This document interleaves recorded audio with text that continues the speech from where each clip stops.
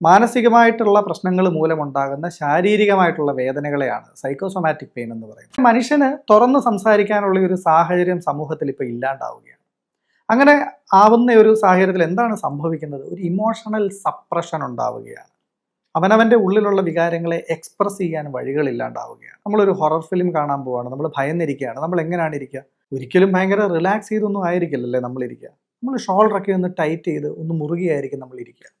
കാരണം ഒരു ഭയം വരുന്ന ഒരാളുടെ സ്വാഭാവികമായിട്ടുള്ള ഒരു ബോഡി റെസ്പോൺസ് ആണത്. അപ്പോൾ ഇത്തരത്തിൽ നമ്മൾ തുടർച്ചയായിട്ട് ഷോൾഡറിനെ ടൈറ്റ് ചെയ്ത് ഇരുന്ന് കഴിഞ്ഞാൽ എന്ത് സംഭവിക്കും? ഉറപ്പായിട്ടും ആ കണ്ടിന്യൂസ് മസിൽ സ്പാസം കാരണം ഷോൾഡറിൽ ഒരു ഇൻഫ്ലമേഷൻ ഉണ്ടാകാനുള്ളൊരു സാധ്യതയുണ്ട്, ഒരു സ്റ്റിഫ്നെസ് ഉണ്ടാകാനുള്ള ഒരു സാധ്യതയുണ്ട്.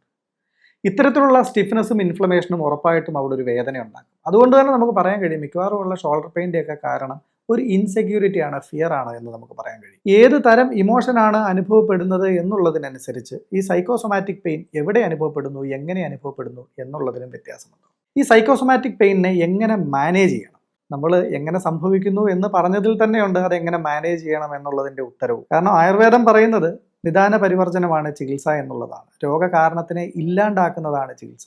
അപ്പോൾ ഇതിൻ്റെ രോഗകാരണം എന്താണ്? ഇമോഷണൽ സപ്രഷനാണ് രോഗകാരണം. അപ്പം ആ സപ്രസ് ചെയ്തിരിക്കുന്ന ഇമോഷൻസിനെ എക്സ്പ്രസ് ചെയ്യുക, അതിനെ ഡീസെൻസിറ്റൈസ് ചെയ്യുക, ആ കെട്ടിക്കിടക്കുന്ന വികാരങ്ങളെ സ്വതന്ത്രമായി പുറത്തേക്ക് ഒഴുകാൻ വിടുക എന്നുള്ളത് തന്നെയാണ് ഈ സൈക്കോസൊമാറ്റിക് പെയിൻ ഇല്ലാണ്ടാക്കാനുള്ള ഏറ്റവും മനോഹരമായിട്ടുള്ള ഒരു ഉപാധി.